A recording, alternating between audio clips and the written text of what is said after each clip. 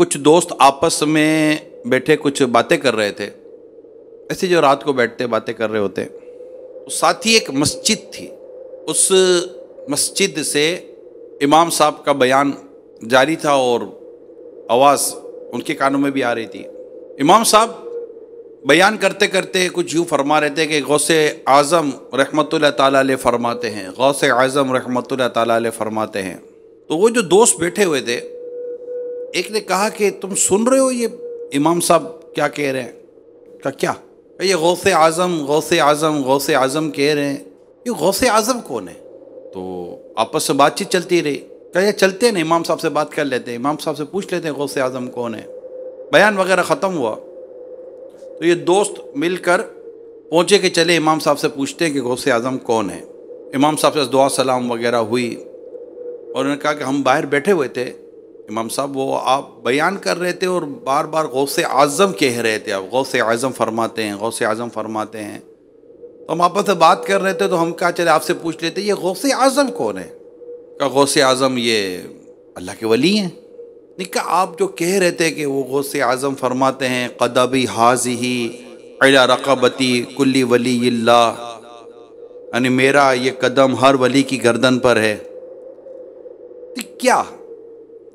تو پھر امام صاحب نے کہا کہ بیٹھو بیٹا میں تمہیں بتاتا ہوں۔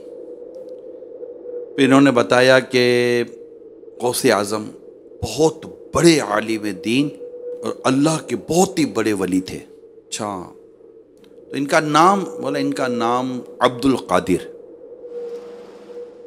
کنیت ان کی ابو محمد اور لقب ان کا محی الدین ہے۔ آپ پہلی رمضان المبارک 470 سین ہجری بروز پیر صبح صادق کے وقت بغداد شریف کے علاقہ جیلان میں پیدا ہوئے اور 11 ربیع الآخر 11 ربیع الآخر 561 سن ہجری میں بغداد شریف میں آپ کا انتقال ہوا۔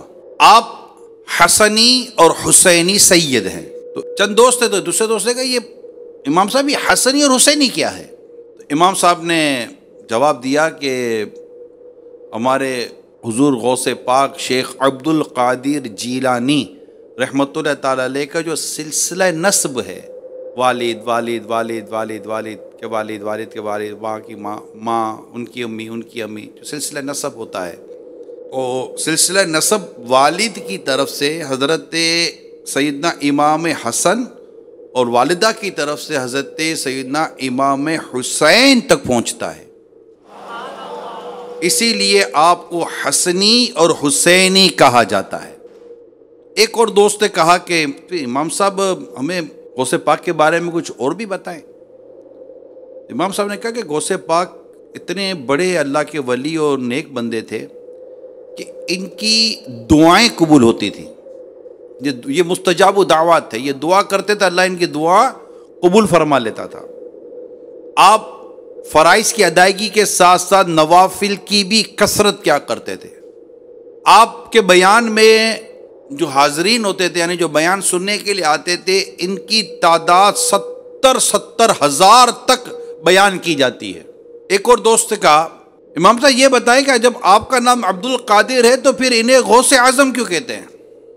تو امام صاحب نے جواب دیا کہ بیٹا غوث کا معنی ہے فریاد کو پہنچنے والا، چونکہ میرے غوث پاک رحمۃ اللہ تعالیٰ علیہ غریبوں مسکینوں حاجت مندوں کی مددگار ہیں، اس لیے آپ کو غوث اعظم کے لقب سے یاد کیا جاتا ہے، اور یہ آپ کا مشہور لقب ہے، دنیا میں آپ اس نام سے پہچانے جاتے ہیں۔ تو امام صاحب نے ماشاءاللہ ان کو بڑے پیارے پیارے جوابات دیے اور ان کی پریشانی کو امام صاحب نے دور کرنے کی کوشش کی۔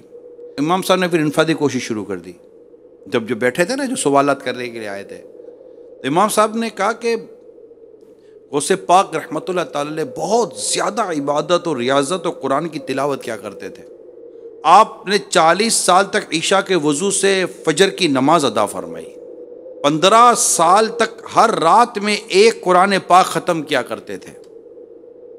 یہ غوث پاک رحمۃ اللہ تعالی علیہ کی جو عبادت تھی اس کو بیان کیا کہ ہمارے غوث پاک فرائض کے پابند تھے، نوافل ادا کرتے تھے، تلاوت کیا کرتے تھے، عبادت کرتے تھے، ریاضت کرتے تھے، کافی فضائل غوث پاک رحمۃ اللہ تعالیٰ علیہ کے بیان کیے گئے ہیں۔ آپ امام صاحب نے جو آخر میں جو نصیحت کی وہ یہ نصیحت تھی کہ یہ غوث پاک رحمۃ اللہ تعالیٰ علیہ کی عادات تھیں، آپ کے کردار تھا، پیارے بچوں آپ کو بھی اس پر عمل کرنا چاہیے۔